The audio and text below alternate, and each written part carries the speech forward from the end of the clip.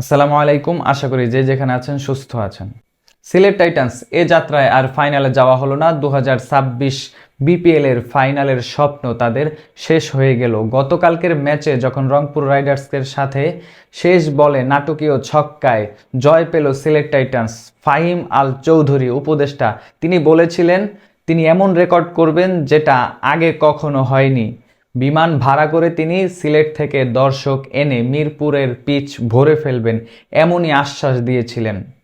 তবে সেই স্বপ্ন, সেই আশা সব কিছুই আজকে রাজশাহীর বিপক্ষে বিলীন হয়ে গেল। নাজমুল হোসেন শান্তর দল রাজশাহী ওয়ারিয়র্স চলে গেল ফাইনালে। সেক্ষেত্রে ফাইনালে প্রতিশোধের যেই আগুন সেটা নিয়েই তারা ফাইনালে পৌঁছালো। সেক্ষেত্রে চট্টগ্রাম রয়্যালস মালিকের টিম, যেটা কমিটির টিম, সেই কমিটির টিমের বিপক্ষে তাদের প্রতিশোধ কেমন হবে সেটাই ফাইনালের অপেক্ষা। তবে এই ম্যাচে সিলেট টাইটান্স রাজশাহী ওয়ারিয়র্সের কাছে কোন কোন জায়গায় ম্যাচটাকে হাতছাড়া করলো সেটা নিয়ে একটু আলোচনা করব। রাজশাহী ওয়ারিয়র্স শুরুতে ব্যাটিং করে 165 রানের সংগ্রহ করেন এবং 9 উইকেট হারিয়ে তাদের এই সংগ্রহটা টপ অর্ডাররা ভালোই ক্লিক করেছেন। তানজিদ হাসান তামিম এবং সাহিবজাদা ফারহান দুইজনেই চমৎকার ইনিংস খেলেছেন, শুরুটা ভালোই করেছেন এবং কেন উইলিয়ামসন, যাকে উড়িয়ে আনা হয়েছে, অ্যাঙ্করিং রোলটা তিনি খুব ভালোই প্লে করতে পারেন। সেই কেন উইলিয়ামসন এই ম্যাচে রাজশাহী ওয়ারিয়র্সের ফাইনালে যাওয়ার যেই ওয়াল সেটা কিন্তু এই কেন উইলিয়ামসন। তার এই 45 রানের যে ইনিংস 38 বলে, সেই ইনিংসটাই কিন্তু রাজশাহী ওয়ারিয়র্সের এই রানটাকে গঠন করতে, এই রানটাকে সংগ্রহ করতে এতদূর যাওয়ার যেই পথ সেটা এই কেন উইলিয়ামসনের হাত ধরেই পাড়ি দিয়েছেন। দুই ওপেনার তানজিদ হাসান তামিম এবং সাহিবজাদা ফারহান যেভাবে শুরু করেছিলেন, আজকে মনে হচ্ছিল রাজশাহী ওয়ারিয়র্স 200+ একটা স্কোর করতে যাচ্ছে।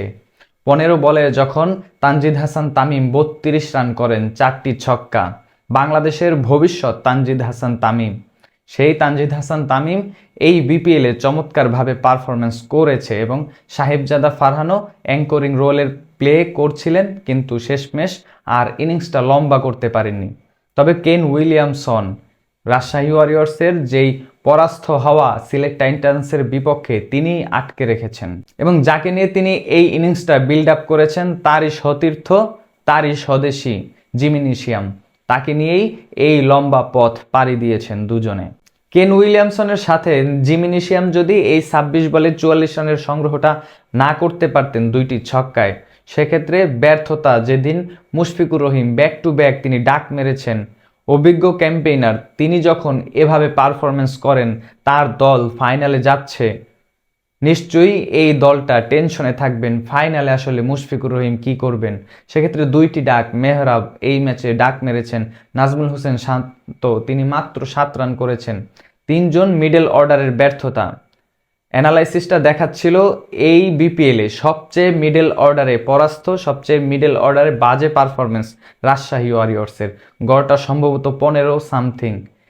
এই গড় নিয়ে একটা মিডল অর্ডার নিয়ে যখন রাজশাহী ওয়ারিয়র্স ফাইনাল যায়, ফাইনালে চট্টগ্রাম রয়্যালসের বিপক্ষে তারা কিভাবে ব্যাটিংটা করবে মিডল অর্ডারে, সেটা কিন্তু চিন্তার বিষয়। কেননা আজকেও কিন্তু ধরা খাচ্ছিল, একমাত্র উইলিয়ামসনের কারণেই কিন্তু এ যাত্রায় রক্ষা পেল। গত ম্যাচে খালেদ আহমেদ এবং ক্রিস ওকসরা আগুন ঝরানো বোলিং করলেও এই ম্যাচে দুইজনই অনেকটা মলিন ছিলেন। সেক্ষেত্রে স্পিনাররাই কিন্তু এই ম্যাচটাকে ঘুরিয়ে দিয়েছেন। মেহেদী হাসান মিরাজ ক্যাপ্টেন এবং নাসুম আহমেদ সবসময় তিনি সাইলেন্টলি আসেন, পারফরমেন্স করেন এবং চলে যান হাসি মুখে। অবহেলিত যেই নাসুম আহমেদ, আমরা অনেকবারই বলেছি, জাতীয় দলে হোক কিংবা ঘরোয়া ক্রিকেটে হোক, নাসুমকে নিয়ে যেন কেউই আলোচনা করতে আগ্রহী নয়। অথচ এই নাসুম অনেকে যারা টাইম লাইনে রয়েছেন তাদের চেয়েও চমৎকার পারফরমেন্স নিয়মিতই করেন। কনসিস্টেন্সি তার যেই পারফরমেন্সে, সেজন্য হলেও তাকে আসলে আলোচনায় রাখা দরকার। যেখানে দলটা ফাইনালে যাওয়ার লক্ষ্যে যুদ্ধ করছে, সেই সময়ে 4 ওভারে 20 রান দিয়ে যিনি 2টি উইকেট সংগ্রহ করেছেন, তাকে নিয়ে তো আলোচনা করতে বাধ্য হওয়া উচিত। এবং সিলেট টাইটান্সের এই দলটায় আরও একজন বলার, তিনিও কিন্তু নীরবেই পারফরমেন্স করছেন, সালমান ইরশাদ। যেখানে ইংল্যান্ড থেকে 3 জন উড়িয়ে আনা হয়েছে, সেই ইংল্যান্ডের প্লেয়ারদের সাথে এই পাকিস্তানি বলার সালমান ইরশাদ তিনিও কিন্তু 4 জন বিদেশি কোটার একজন তিনি, যেখানে মঈন আলী, ক্রিস ওকস এবং স্যাম বিলিংস তিনজনার আলোচনায় সেই সালমান ইরশাদ তিনি যে আসলে এই দলটাতে একাদশে রয়েছেন অনেকে এখনো জানেই না। সেক্ষেত্রে সালমান ইরশাদ চমৎকারভাবে এই ম্যাচেও সিলেট টাইটান্সকে এগিয়ে নিয়ে গিয়েছিল বোলিং লাইন আপটাতে।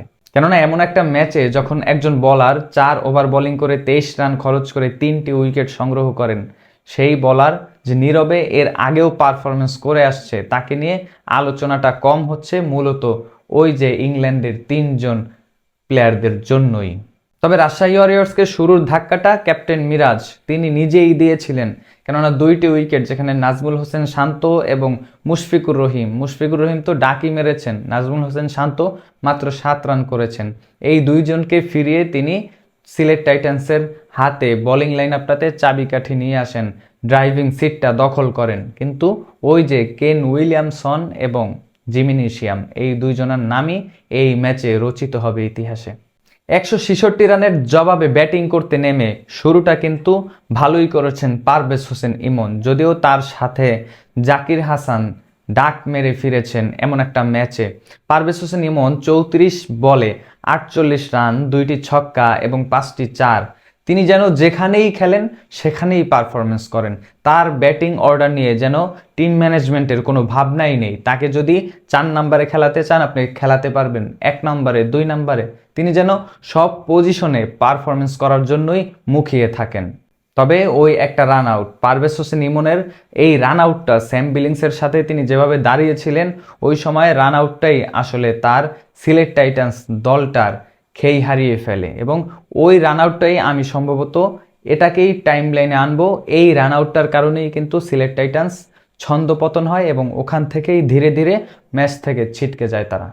তানজিদ হাসান তামিম এবং জিমি নেশিয়ামের মধ্যে যেই কমিউনিকেশনটা, তানজিদ হাসান তামিম বল করলেন, দৌড়ে গিয়ে বলটাকে কালেক্ট করে যখন থ্রো করলেন, জিমি নেশিয়াম কোত্থেকে যেন এসে স্ট্যাম্পিংয়ের নন স্ট্রাইকে এসে তিনি থ্রো করলেন, থ্রোটাকে রিসিভ করলেন, স্ট্যাম্পিং করলেন, পারভেজ হোসেন ইমন আউট। জাকির হাসান, আরিফুল ইসলাম দুইজনে 2টি ডাক মেরে যখন চলে যান, স্যাম বিলিংস মাঠে আসেন। 8-9 ওভার পর্যন্ত তিনি যখন ঠেকাচ্ছিলেন অনেকেই বলছিলেন স্যাম বিলিংসকে আনাটা কি সিলেট টাইটান্সের ভুল ইনভেস্টমেন্ট কিনা, কিন্তু সেই স্যাম বিলিংস চমৎকারভাবে পারফরমেন্স করেছেন এবং শেষ পর্যন্ত কিন্তু টেনে নিয়ে যাচ্ছিলেন, তবে তিনি ব্যর্থ হলেন। স্যাম বিলিংস ইমন আউট হয়ে যাওয়ার পর থেকে সেই কিন্তু ম্যাচটাকে অনেক দূর টেনে নিয়ে যায়। 28 বলে 37 রানের যেই ইনিংসটা, আসলে সাকলাইনের সেই স্লোয়ার বলটা তিনি বুঝতেই পারেননি। সাকলাইন চমৎকার বোলিং করেছেন, পুরো ওভারটা তিনি স্লোয়ারে বিট করেছেন এই স্যাম বিলিংসকে। মিরপুরের এই পিচ, স্লো পিচ, আমরা সবসময় জানি সবচেয়ে পেসারদের মধ্যে কার্যকরী মুস্তাফিজুর রহমান, যদিও তার দল রংপুর রাইডার্স এ যাত্রায় আসতে পারেনি, ফাইনালে যেতে পারেনি তার দল, কিন্তু সেই মুস্তাফিজকে অনেকেই মনে করবেন, কেননা বিনুরা ফার্নান্দো কিংবা সাকলাইনরা যেভাবে স্লোয়ার বলগুলো করেছেন 107, 110, 112 এই গতিতে, অনেকেই মুস্তাফিজের বোলিংটাকে মিস করেছেন এই পিচটাতে অন্তত। তবে মঈন আলীকে নিয়ে সিলেট টাইটান্স অনেক আশা করেছিলেন, কিন্তু শেষ 2-3টা ম্যাচ মঈন আলী সেভাবে ডেলিভারিটা দিতে পারেনি সিলেট টাইটান্সকে। তবে আফিফ হোসেন ধ্রুব তিনি আসলেন, জয় করলেন, শেষ মুহূর্তে তিনি যেভাবে খেলেছেন ম্যাচটাকে সম্ভবত তিনি বেরি করে ফেলবেন এরকমের একটা অবস্থা। আফিফ হোসেন ধ্রুব যেভাবে ফ্লো নিয়ে খেলছিলেন, 12 বলে 21 রান, 1 ছক্কা 2 চারে, তার এই ইনিংসটা দলটাকে প্রায় জয়ের প্রান্তে নিয়ে যাচ্ছিল। তবে এইখানে আমি দায়টা ক্যাপ্টেন মেহেদী হাসান মিরাজকে দিতে চাই। তিনি যখন 12 বলে 9 রান করেন, অপর প্রান্তে তার সতীর্থ চমৎকার ফ্লোতে রয়েছেন এবং যখন তিনি চাপে ফেলে দিয়েছেন আফিফ হোসেন ধ্রুবকে, তিনি তানজিদ হাসান তামিম সাকিবকে যেভাবে মারতে গিয়ে ক্যাচ আউট হলেন, এই দায়টা সম্পূর্ণ ক্যাপ্টেন মিরাজের উপরেই পড়ে এবং তিনিই দলটাকে শেষ প্রান্তে গিয়ে বিপদে ফেলে দিলেন। 12 বলে 9 রান, রিমেম্বার 12 বলে 9 রান, এখানেই আসলে ম্যাচটা ডুবে গিয়েছে। এরপরে ক্রিস ওকস গত ম্যাচে নেমেই ছক্কা মারলেন, এই ম্যাচে নেমেই 4 মারলেন।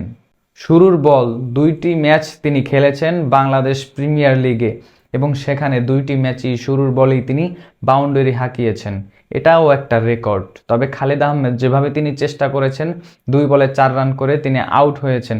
সাহিবজাদা ফারহান ওই চমৎকার ক্যাচটা এই সিলেট টাইটান্স মনে রাখবে আগামী একটি বছর। সাহিবজাদা ফারহান এই ম্যাচে 5টি ক্যাচের রেকর্ড তার নামের পাশে থাকবে বিপিএলে। তবে রাজশাহী ওয়ারিয়র্সের বোলিং লাইন আপটাতে দুইজনকে নিয়ে আলোচনা করাই যায়। বিরুনা ফার্নান্দো এবং সাকলাইন, এই দুইজন যেভাবে স্লোয়ারগুলো এক্সিকিউট করেছে এই ম্যাচে ডেথ ওভারে গিয়ে, নতবা ক্রিস ওকস কিংবা স্যাম ব্লিংসরা যেভাবে তারা ব্যাটিং করেন, বলে গতিটা পেলে তারা যেভাবে বাউন্ডারিগুলো মারতে পারেন, তারা যখন স্লোয়ারগুলো দিচ্ছিলেন ক্রিস ওকস এবং স্যাম বিলিংস দুইজনই কিন্তু পরাস্ত হয়েছেন। বিনুরা ফার্নান্দো তিনি 4 ওভারে 19 রান দিয়ে 4টি উইকেট সংগ্রহ করেছেন। সাকলাইন অপর প্রান্তে 19 রান দিয়ে 4 ওভারে 1টি উইকেট সংগ্রহ করেছেন। এই দুইজনই রাজশাহী ওয়ারিয়র্সকে বোলিং লাইন আপটাতে ডিফেন্ড করতে এই স্কোরটা সবচেয়ে বিশেষ ভূমিকা রেখেছে। তবে ফাইনালে Chattogram royals committee team versus Rajshahi warriors, প্রতিশোধের আগুন, নাজমুল হোসেন শান্তর দল সেই আগুন নিয়েই ফাইনালে খেলবে। চট্টগ্রাম রয়্যালসের বিপক্ষে প্রতিশোধটা কি তারা নিতে পারবে কিনা? তবে এই ম্যাচে টার্নিং পয়েন্ট কিংবা মোমেন্ট অব দ্য ম্যাচ আমার কাছে 3টা জায়গায় মনে হয়েছে। সেক্ষেত্রে পারভেজ হোসেন ইমনের যেই আউট, বিনুরা ফার্নান্দের যেই ইনিংস, বোলিং ইনিংসটা, এবং কেন উইলিয়ামসনের ওই যে 38 বলে 45 রানের যেই innings, the wall Kane Williamson এই ম্যাচে রাজশাহী ওয়ারিয়র্সকে এই পর্যন্ত সংগ্রহটা আনতে সবচেয়ে বেশি ভূমিকা রেখেছে। তবে আপনার কাছে এই ম্যাচে মোমেন্ট অব দ্য ম্যাচ কোনটি? কমেন্ট বক্সে অবশ্যই আপনার মূল্যবান মন্তব্য জানাবেন।